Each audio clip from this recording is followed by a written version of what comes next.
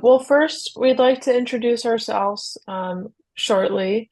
Um, just kind of give you a little bit of background on who we are as students at U of M. Um, so I'm Tessa Scully. I am a sociology major as well, which I thought was cool when I was reading your bio a little bit on your website. Um, yeah, so I've definitely been interested in urban farming. I live right next to Argus Farm Stop, so that has always been kind of an inspiration for me. And so when I found out that this entrepreneurship class would have an urban farm, I was really eager to be on that team. So I'm really excited to be here. A little icebreaker we thought would be fun to do is what our favorite produce is. I would have to say that mine is probably beets. I love beets. So um, that would be my intro. My name is Ben Fang. I am a computer science major. I live in suburban Detroit, so Oakland County, Farmington Hills. And my favorite produce is uh, probably blueberries. I just love how like many you can harvest at a time. And then what's most intriguing about like this project was I never actually heard of permaculture before like uh learning about your company, and it's really interesting how you guys kind of copy the ecosystem to make it like a no-tilling solution. Sweet. My name is Gabe Bass. Um, I'm a computer science major as well. I'm from Whitehall, Michigan, which is kind of over by Muskegon. And I would say strawberries definitely my top produce item. I just love the taste. Great. Um, and then my favorite thing, just reading up on sanctuary farms, was probably the food waste diversion, which I know is kind of a difficult thing to get approved. So I was curious about hearing more about that later. Yeah, well, pleasure to meet you all, Tessa, Gabe, and Ben. Um, yeah, I'm happy to talk more about permaculture, the composting, which you are correct. It is very difficult to do within the city. Though I will let you know that you are able to do it as a farm, as an auxiliary use, but I'll get into all of the particulars as time goes on. We don't need to do compost stuff off the bat. To let you all know about myself, co-founder of Sanctuary Farms. I'm also a master's student at U of M studying urban planning as a transformative food systems fellow and Dow sustainability fellow. Um, I'm married. I am a Detroiter that lives in Jefferson, Chalmers, and the farm is in Riverbend, which is literally a stone's throw away. Like they're connected. Um, Most importantly, I'm just really happy to be um, a part of something that's involved in environmental justice, nature access, and food sovereignty. And if you all are interested in what food sovereignty means, I'd be happy to explain that. Well, I'll just explain it now. Food sovereignty essentially means that people who live in the community and are from the community have access to fresh food, but also have a kind of say in what is grown. We are not quite there yet where we are fully food sovereign, but I'm happy to say at least two out of the three that we're doing, which is the nature access and environmental justice. We're hitting those targets, but aspiring for food sovereignty. So, yeah. Awesome. Yeah, thank you for sharing. Um, to begin, kind of just asking some questions. What motivated you and your co-founder to start this business? Admittedly, I always say it was a quarter life crisis, which I hope you all never have that. But if you do, I want to let you know there is breakthrough. Just keep pushing forward. That being said, Mm. uh, I have critiques about capitalism, and I'm not sure that it's serving most of us. And I think wealth is consolidating with only within a few hands. And I'm seeing in my community where it's not being circulated.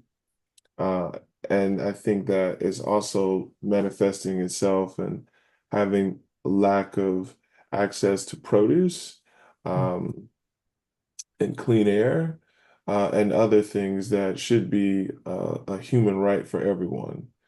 So in this, um, political and economic system, a lot of times we have to choose between either doing something that is going to benefit our community, which means that we are going to make hardly nothing, or we're going to do something that is going to not benefit our community and potentially make a lot of money. Um, so I was, Parker and I, the co-founder, was kind of stuck in a conundrum of, well, what are we gonna do? How are we gonna put food on the table? So we took the literal route. We started a farm. Um, and the farm wasn't actually the first idea, it was actually composting.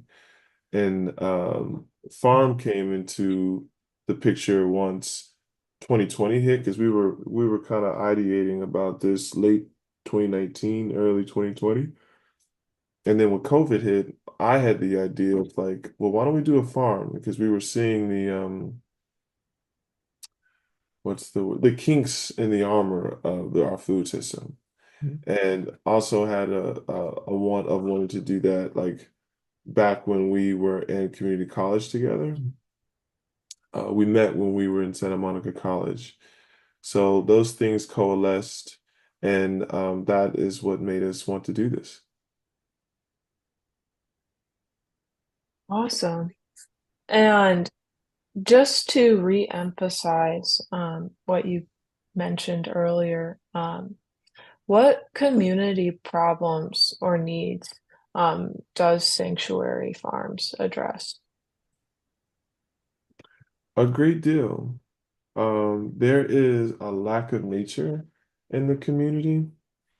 Um, it's weird, right? Because there's actually a lot of nature, because there's a lot of abandoned and vacant spaces, but it's left derelict and um, abandoned, and it isn't curated in a way where folks actually it's not something that it's beautiful. It's something that is kind of looked as an eyesore, which is really sad, but nonetheless an opportunity for folks like us who are really committed to transforming the community.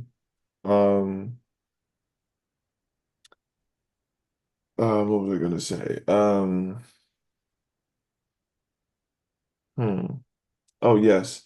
Then we are also involved with providing food access to folks within community because this is considered a food apartheid. Are folks familiar well, can think about what a food apartheid would mean? Anybody Um, want to take a guess? I guess it's like different members of society have different access to like different kinds of food, where it's like, uh, I guess for uh like the premium organic food is always going to be more expensive. So depending on your social economic status, you might not have access to certain foods that are labeled as healthier or like more fresh, right? Indeed. Are you guys familiar with food desert or food? Yeah. Yeah, right. So food apartheid kind of speaks to the political and sociological nature in which how a food desert can exist, right? mm, Food desert kind of um, extrapolates that this was something that has happened at a systemic level, mm, right? And food apartheid speaks to this. This didn't come out of a vacuum. This was made that way. mm, So that's why I like to use that term instead. Um, so in some ways they are synonymous.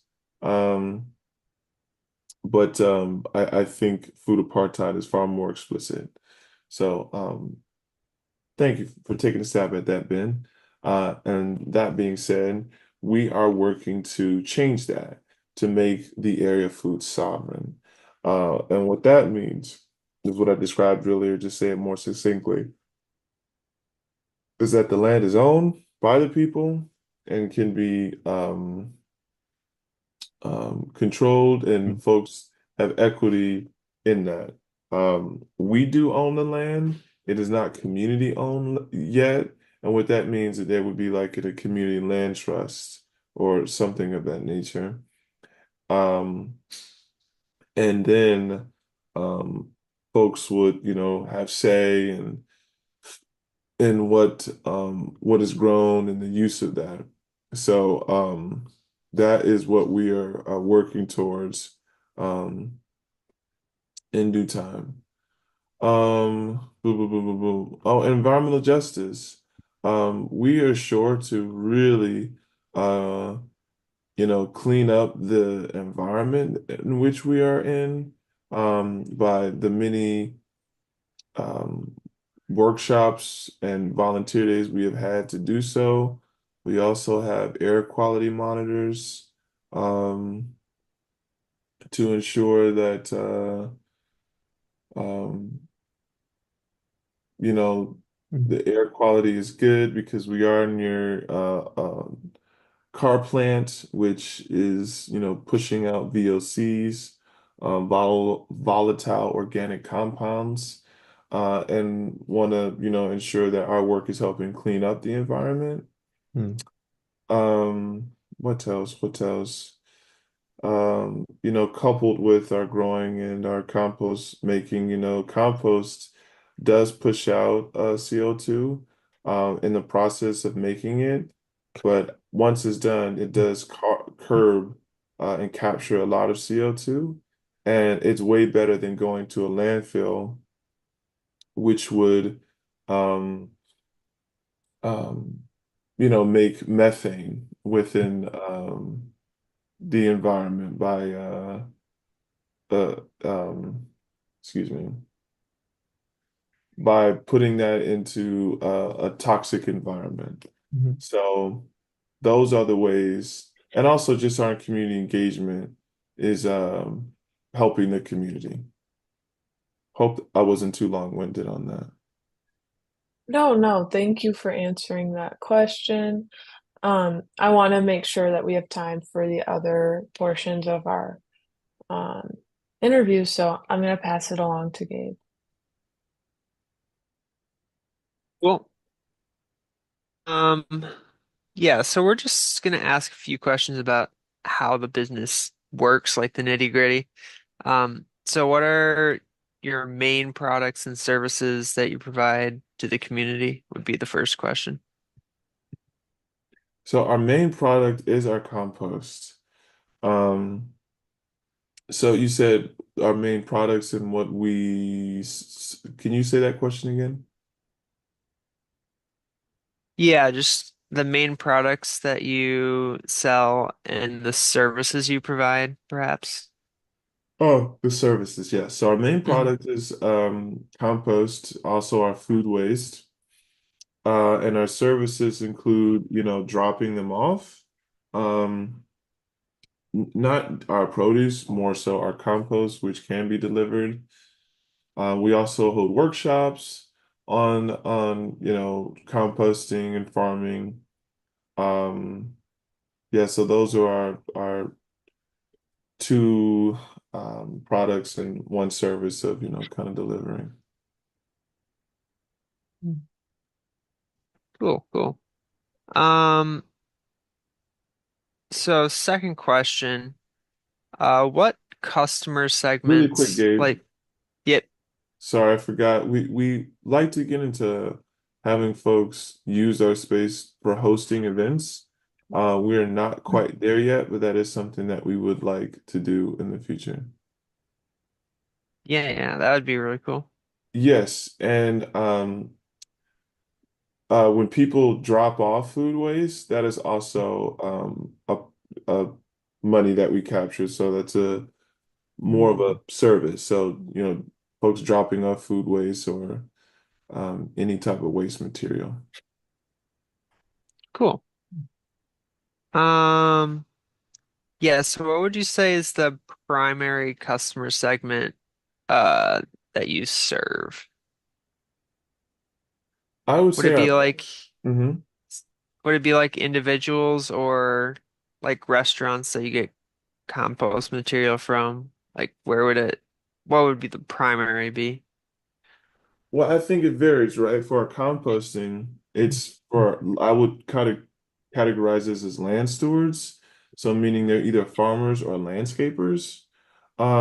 Though we do get a lot of and they're individual. Well, no, a lot of these farms are organizations. But we know a lot of these people are individual level. So be happy to share that information with you, and I'll let you all decide on if it's more individual than organizational. And then as it relates to the produce, we sell through CSAs and the Eastern Market. So I would say at this point it's become more organizational, and then they handle the personal. So it's a more B2B than B2C. Mm. Sweet. Um, let's see. What are the biggest benefits that you provide to those people? Quality. Um, we really pride ourselves on being artisanal in terms of what we do, and it's also locally grown. So, we're more than likely going to have to raise our price point because it just takes a lot for what we do versus the person who has a lot more food waste coming in and a ton of space. Um, but it's shit, you know? And we really ensure that our compost is going to be a soil amendment that is going to help, um, that farmer or that landscaper Mhm. grow well. Um, and that's also the same with our produce. Um, so yeah, Sweet, sweet. Um, so when a customer goes to purchase like some of your compost, for example, do they mainly do it online or do they talk to you in person? Like, how does that work? they mainly do it online. Is that through your website or through a different avenue? Um, that is through our website. Did I Cool. answer your question correctly? Well, I feel like, Yeah, yeah, okay. yeah. That was Okay. good. Um, all right, last one for this section. How do you acquire new customers? It's been a lot of word of mouth. We have not put any money into marketing. We also do a lot of, I feel like our social media has been pretty good and organic. Um, we're also just involved a lot within a lot of social spaces. As it relates to urban farming in Detroit, I'm very involved in policy and just a lot of things on the ground. So, and different sustainable events going on in the city. So it's very if you're around and in the mix, you hear about St. Troy Farms and it gets passed on. But um, that is how our name has gotten out. Yeah, that sounds pretty ideal. Yeah. Indeed. Okay. So kind of switching gears here. Uh, Yeah. Next question. Oh, do you want to go? Yeah. Okay, Uh, cool. uh, thank you. Okay. So here's the big money question. How does Okay. this make money? I know that you guys sell your like produce and sell your compost online, but like there has to be like a lot of cost with the uh like property tax, right? You guys said you guys own the lots, right? That is correct. Yep. So I kind of want to hear about if it's possible for you to tell us like the revenue and then the costs. Yeah, you'd be surprised. The property tax is nothing. Oh, Um, okay. that's not eating us up. Um, what is eating us up is the labor to Mm, do it, and the return. Um, we are nowhere near able to have employees or support ourselves. mm, We live off grants. And by we, I mean the organization. I actually live off fellowships. mm, That's able to support me, but Sanctuary Farms is still very much in building phase mm, and could really use help when, you know, targeting, we need this many units to sell to reach this quota. Um, as relates to our composting, um, I'm the farming side, I'm not really concerned about that making money because I just know it's not ever really gonna make money. mm, Having an urban farm, even if it's 12 acres, is mm. nothing in comparison to acres in rural areas that have, Right. 50 or 100. Mm, Um, a lot of produce are, economies to scale. mm, So the farming side is more philanthropic and something that is more involved with our story. And we'd like to basically have enough to just have folks, because we have a kind of a shared revenue model mm, of having be able to pay folks in community to do that work and have it on our premises. mm, But it's composting that's really going to be the revenue generator. right. And we need to figure how to scale that. Mm. Okay, so you're saying that uh most of that money is coming in through selling compost and also like grants and other stuff like that. Hmm. Okay, I see. Thank you. You're welcome. Uh, Uh, we, Would I be able to add a little question? Um, yeah, no in way. terms of I'm messing. Yes.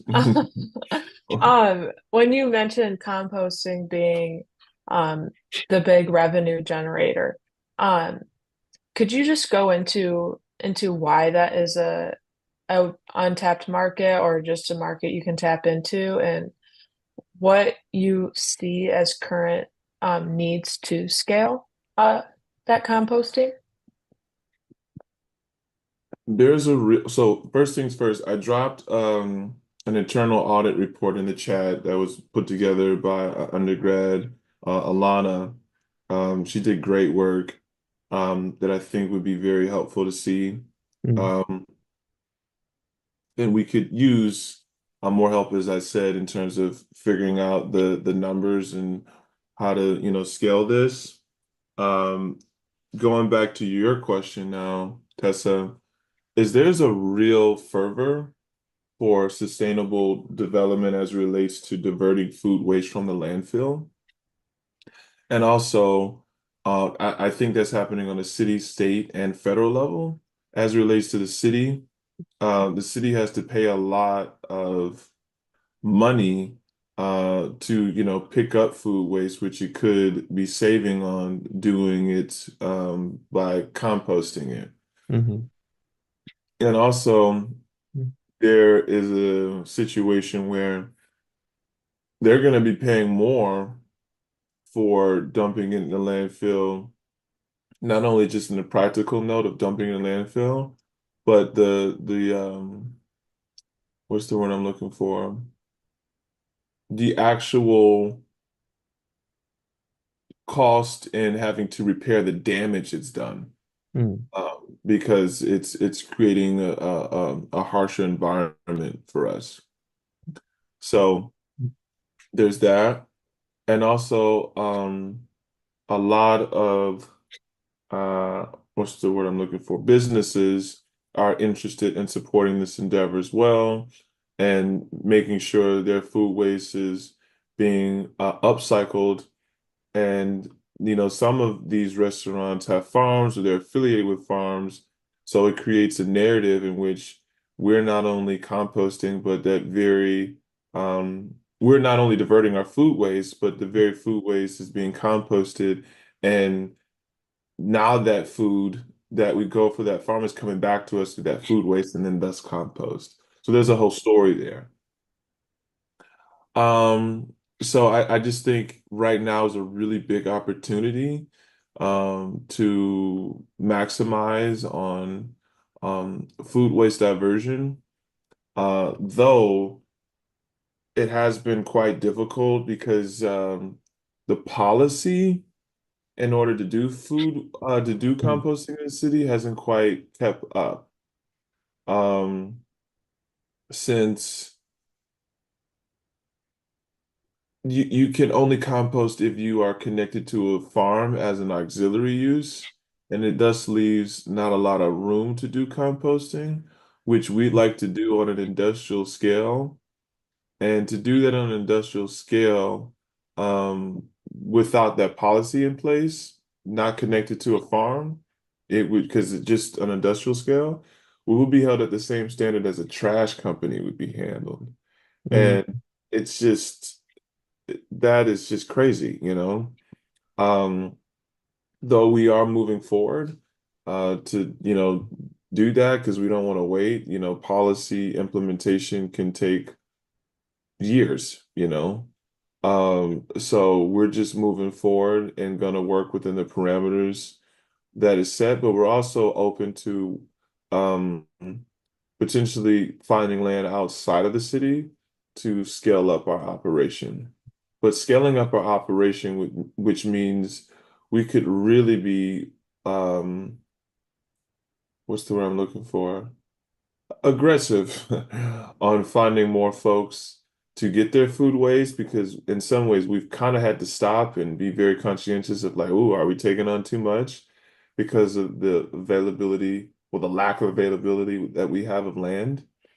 Um, And then we could be more strategic about, once we have all of this food waste, how much, uh, bags and yards we need to sell to reach a certain amount, and um, how many bodies it's going to take in terms of creating that and delivering that. mm, Yeah, absolutely. Thank you. mm. Then kind of around that, what are the key activities like for your company? I know that you guys like will like have a lot of events, you guys host events, and then also the whole farming and composting side of it. So what would you say would be like key activities other than those three? As it relates to business or just in general? Uh, how about both? So like business and general. Like one for each. Go for each. Business, keep making compost, Mm, keep working to get food waste, um, ensure that we're meeting the demand. mm, Um, we're getting more customers, Um, yeah, Mm, and everything else, like I said, we're very involved in a lot of policy and activities in the community. mm, Um, yeah, the list really goes on because we're involved in a lot. mm, It's really kind of hard to mention or start because there's just so much. mm, mm. Thank you. All right, I think it's back over to me now. Um, so who are your partners? Like the company's partners, and what benefits do they provide for you? We have a lot. We have Detroit Food, Black Food Sovereignty, Detroit Black Food Sovereignty Network Mm, that support us. They now have opened the Detroit Food People's Co-op, which they sell our compost out of. mm, Um, the what's the word I'm looking for? The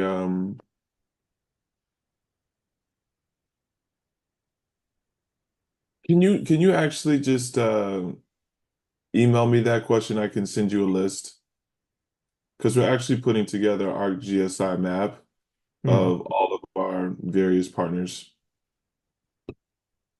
And I Yeah, like to we can save our we can time. definitely email you. Okay, that works.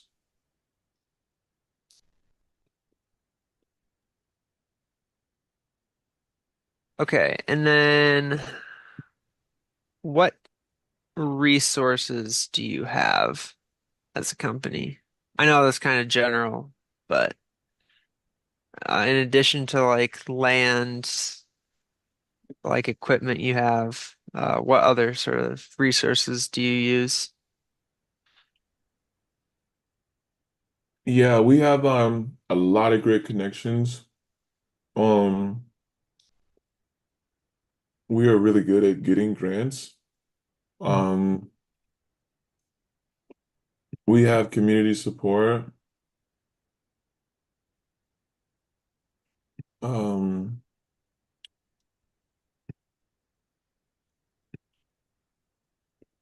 hmm,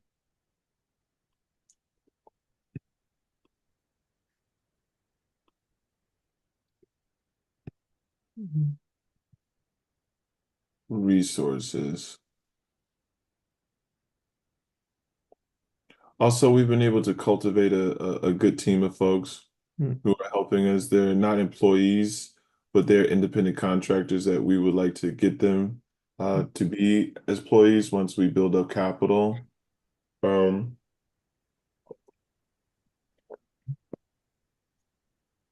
yeah, and we just have really great partners and collaborators. mm. Sweet. Thanks. If I can interject real quick, um, could you tell us a little bit more about the permaculture, like farming method, and like how you guys decide to kind of move towards that with your farm? Of course, Ben. I'm glad you got that question in. I haven't forgot you. Um, yeah, so permaculture is really all about not using harmful chemicals and pesticides that are going to be harmful for the environment Mm, holistically. Um, so what we do is to ensure that we're just kind of, as it relates to weeds, like, pulling them out by hand mm, and we're using natural things like compost to be able to add amendments and not all of these synthetic materials. So permaculture is very simple and it's regenerative mm, and more so creating a relationship with the land and environment that like over time it knows like it doesn't want these weeds and we're mm, grown things in place to compete with them, so they're not there. But it is a Mm, constant work, you know? yeah. Yeah. Mm. It's really fascinating because that kind of eliminates the need for labor. If you like have a system built up that like kicks essentially kicks the weeds out of the uh like ecosystem, then there's no need to weed, right? So yeah. But it's a yes and no because it's one Hmm. of those things where it takes time to get to that place. Right. It's kind of like a child. Think of think of the land as a child, and you have to put things in place to make sure that they're sufficient enough once they become a teenager or an adult that they can handle themselves. But Right. you know, adult isn't until 18 years. Now, will it take 18 years for the land? No. Mm. But it does take some time, you Hmm. know, for it to get to a place where it's sufficient in handling um of fighting the weeds off, if you will. Right, right.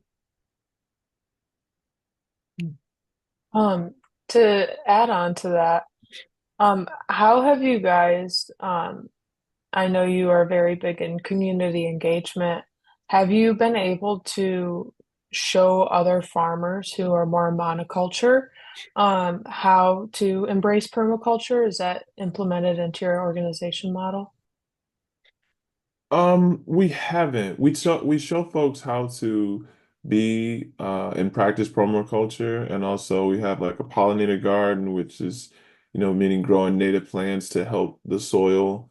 And then we have it close to our farm, so that helps with better yields, right? Because we have pollinators coming through. Mm. But to your question, we haven't done that not because we don't want to, it's because there's really been no need. A lot of folks who are in Detroit aren't doing monoculture.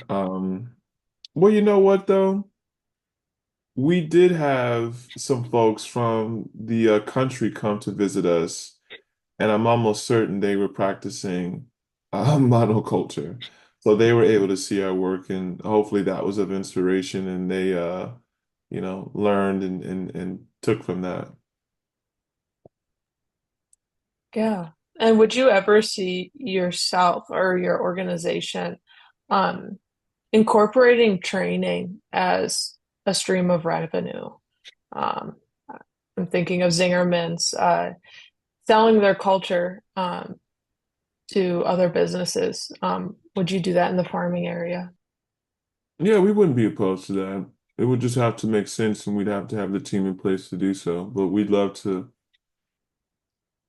be on the education side of things. That's important to us.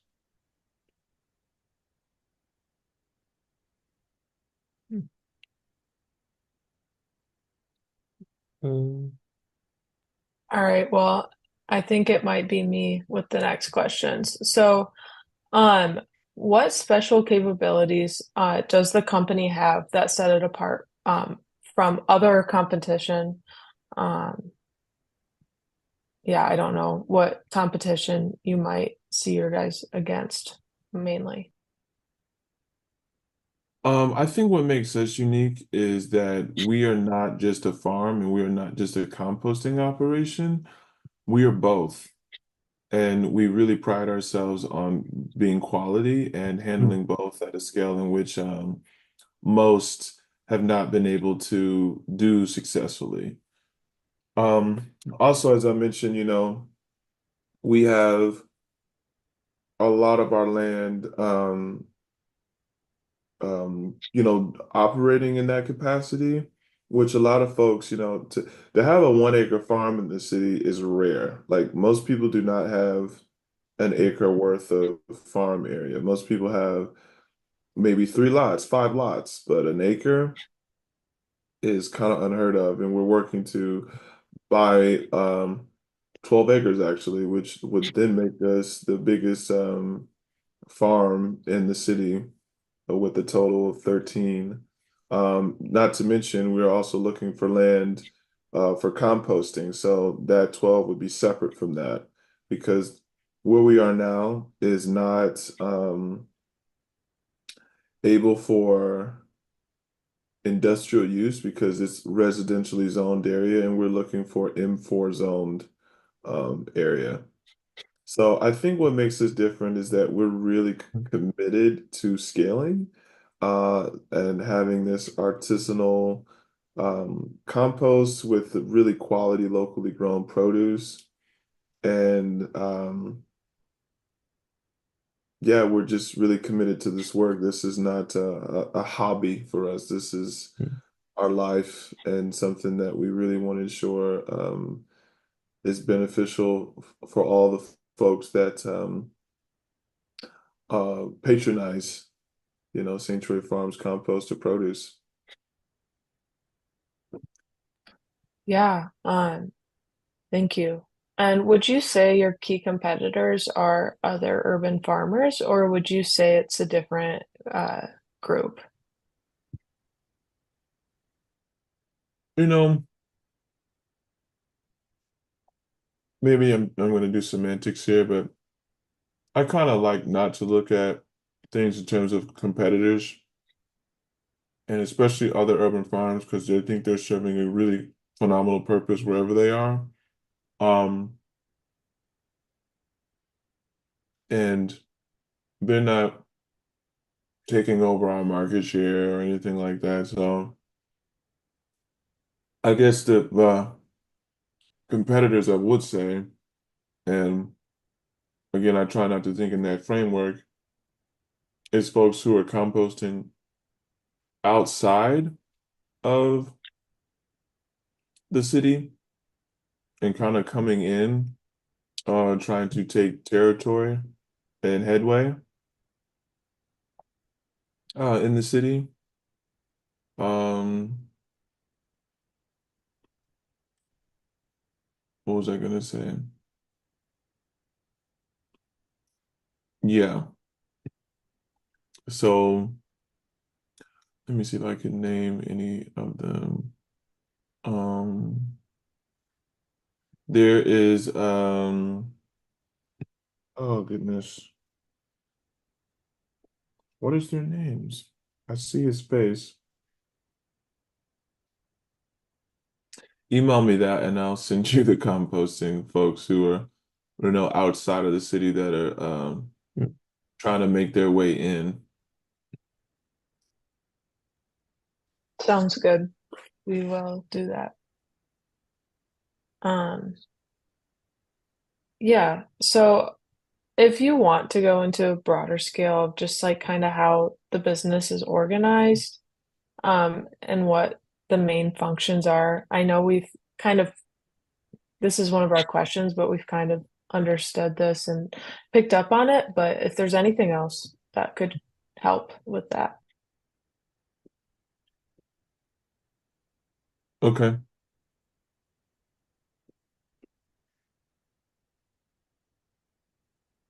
Was there a question in there exactly? Yeah, like how is the business organized?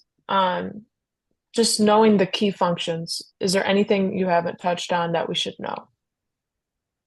Yeah, so I handle more of the communication side of things, the internal things, so like bookkeeping and outreach as well. Um, so it's actually internal and external.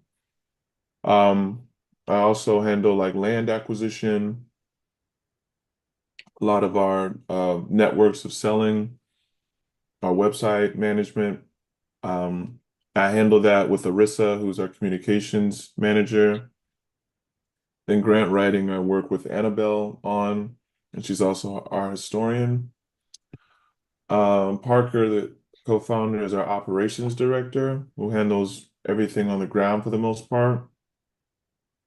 He works with Dan, who does our composting, and then Aaron Tone, who are our farm managers. Unfortunately, they're no longer with us since they'll be going to Seattle. They will be missed. Um, who else? Who else?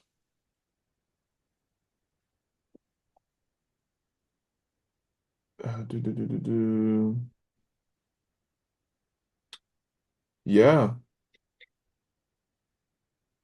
Hmm. Thank you. Yeah. All right, back to me.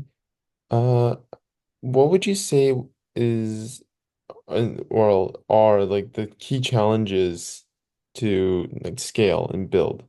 I know like the policy with the Money. composting. Money, okay. Yeah, money is the biggest thing Mm. for us. And we have been very anti-loan, which I'm Mm. sure you all can understand why. Yeah. I do think we're at a good place where we're w willing to consider loans, maybe through the USDA, but like any type of, bank loan, I have been like, no way. So we have been, uh, we went the grant route, Mm. but it has really been money that has stopped us. Mm. Well, no, not stopped us. It's just created some roadblocks Hmm. which we Hmm. had to circumvent. Okay. Uh, what about like I know you guys said like you guys mostly do word of mouth. Are you thinking that for right now at least due to like not having that financial capability to scale, like having too many customers would be taking too much on at a time, if that makes sense? It would, and we're very certain not to overpromise and Mm. underdeliver. We want to make sure that the customer base that we have and what we can do, folks are very satisfied with our services. Mm. So we are eager, oh my goodness, to be able to get more of our compost. Well, we would have to do more compost, but basically make sure that once we had it to serve more folks. But Mm. we don't want to put the cart in front of the horse there. Yeah. No, absolutely. Okay.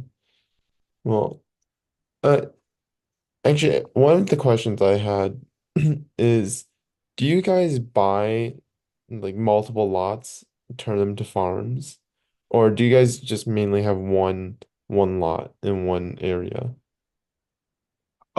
We have multiple lots in one area. Okay. So, we are in the Riverbend community, Hmm. um, off Lakeview and Mac, and we have 16 parcels, in that area. So most are on Lakeview, but then we have some that are on the other side. I think just actually one, Mm. which is on East Lawn. But the goal, once we have that 13 acres, it would be on Copland, Lakeview, and East Lawn. But Mm. we would then own the entire block on um, Lakeview between Mac and Charlevoix. Well, we'd love to see it. Um, is there are there any like weaknesses in the company that you are addressing or want to address in the near future? We don't really have any quants on the team, Hmm. and that's really needed. Um, Parker is really good at making compost and, pushing it out. I'm really good at making the connections and making sure it's being sold and getting grants and buying Mm. land. But we need and could use help on making sure that we have quotas in place of we need to sell this Mm. year, this quarter to make this, Right. and how to make that work. Mm. We're just kind of going, and which has been good. Mm. But fundamentally, we need to know how much we need to make and how much we need in, right? So Right. some type of we do have a performer which I can share with you, but to scale things, uh, but what's the word I'm looking for? Like yearly expenses, right? Mm. Of just like, hey, these are all the things that, the money's going towards. We need to have at least this amount. We need to make this amount to pay these people, save this amount, all of that. That would be very helpful. All right. So essentially making money out of like just cutting costs. Um, I don't. think, I mean, if there are ways in which we can cut Mm, costs, phenomenal. mm, But I'm just saying more so of just um, quotas, I think. mm, I'm not looking at it from a standpoint of just like, how do we, unsubscribe from this thing? And I don't really think that's gonna mm. be enough for us to really make a turnaround in terms of profiting. I think we just need to be more intentional about of how many units we need to sell. Okay. Um, well, then other than the like on the flip side of the challenges, what key opportunities do you guys have and are like capitalize on? I know like the community aspect. When we were doing our first basic analysis of sanctuary farms, we saw that the community aspect was huge, right? Would you say that would be your key opportunity, or is there something else? Oh, for sure. We pride ourselves on being hyper local and Mm, wanting to ensure that first and foremost that this is a benefit to the community. Um, I mentioned that because this is of course a business class and we really need help on that. Um, and I'm confident as it relates to the community, um, our relationships will continue to grow. And I know that's something that we can do. I know that's something, as I mentioned earlier, that we can do, but I could use help with that. mm, Um, so, kind of closing on the community. Um, mm, we are doing a fall festival coming up on October, I think 14. And, we want to ensure that this is a place not only where folks can come and have access to fresh produce and quality compost, but they can also come and play and enjoy themselves. So, um, that community outreach engagement is really vital and critical to all morale and success. Do you guys have a like greenhouse, or is it just like uh the non-winter months? We do have a hoop house. Okay. We do have a hoop house, yes. It's not insulated, so that Mm, means during the winter that we have to stop production. mm, Um, yeah. I see. And then would this be something that you would like want like the insulation thing would that be something that you want to add to it when you have the funding to do so? Yeah, that would be something that we're interested in. Mm. Though I don't think it would be wise to really focus on that more so than the compost Right. because of, knowing that it's like the key economic driver, Hmm. though we do want to do that. All right, okay, okay. Yeah, because you guys are more of a compost business that does like community building through their garden and like farming. Yes, and also it's a part of like our story, right? Right, That right. I didn't mention this during our talk, but this is really key that we're closing the food loop. And what that means is we're creating a cyclical economy in which the food waste from folks eating food and processing food is coming to us. We're then turning that into compost, selling that to landscapers and food stewards. Then we use a portion of that compost to then grow food to put it back into the cycle. And Mm. that's a really important part of our story, Hmm. which we don't want to let go, because it's very important to show that full picture. Hmm. Yeah. Uh, last two questions from me. Uh, what would you say is the company's like greatest strength? We don't give up. Uh, Okay. yeah. Straight to the Uh, point, you know? say it again. And straight to the point. I like it. Yeah, yeah. A lot of people, I think, at this stage would have, kind of thrown up their hands potentially, but we're really passionate about this work and see this as our not only our lifelong legacy, but Mhm. a gift that we want to be able to um, give. to our community and the environment. Mhm. Um, and I would just add to that, just our quality and care that we put into the produce and um, the food waste, sorry, in the compost. Um, yeah, and that also is manifest of how we have been really helpful to other people in this work, uh, helping them acquire land or teaching them. Like, we give a lot of good game and information to folks to ensure that they're successful as well. Mm. So, yeah. Okay. Then, uh, my final question. Is there anything you would like wish to tell us more in this discussion? Like, was there a question that you wish that we asked you, like something that you were burning, like like you had an answer prepared that we never asked? First off, thank you for even thinking of that. But no, I think you guys are quite robust. Um, yeah, I'm excited to see the next steps and what becomes of this. And I'm really happy that you all chose to work with us. Yep. Thank you.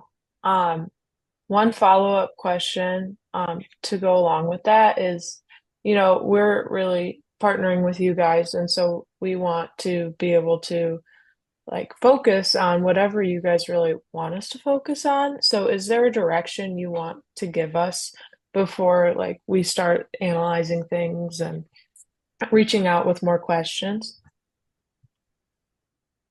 Um, I would say, focusing on um, the really practical business side of things. You know, I feel strong that we have the community side and um, the benefit in terms of what we're doing.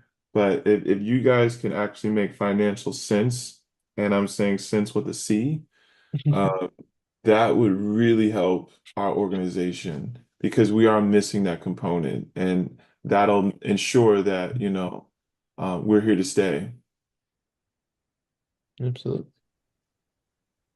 Yeah, for sure. And does that kind of mean like in terms of finances, which can is I'm sure you've experienced is a lot. Are you thinking how like your current streams of revenue, how we can like see and forecast those, or how you can incorporate more, or does it not matter? Yes, that matters. That would be great. Also seeing how we want to grow and develop. Like, you can look at what we've sold thus far in our surface areas to see, okay, you're going to need this much land to produce this much because you need to sell at this price point. You need to change or up your prices to this to get to this price point. Um, you may need a loan to cover certain labor expenses or insurances. Um, really a complete and robust analysis of our kind of um, budget, to point out Ben's point, if there's something where it's like you no longer need to pay for this shit, that's something that would be helpful. Um, so just a thorough analysis of our finances and projections and looking over that pro forma, which when you email me, I'll be sure to share. Awesome. Mhm. Any other questions? Um, All good from here. all right. Okay. Think we're good. Cool. Well, it Yeah. has been a pleasure, you all. Thank you so much. And shall we schedule another interview? Well, not another interview, but another time to meet? Or should I just wait to hear back from you all once the email and you got the materials?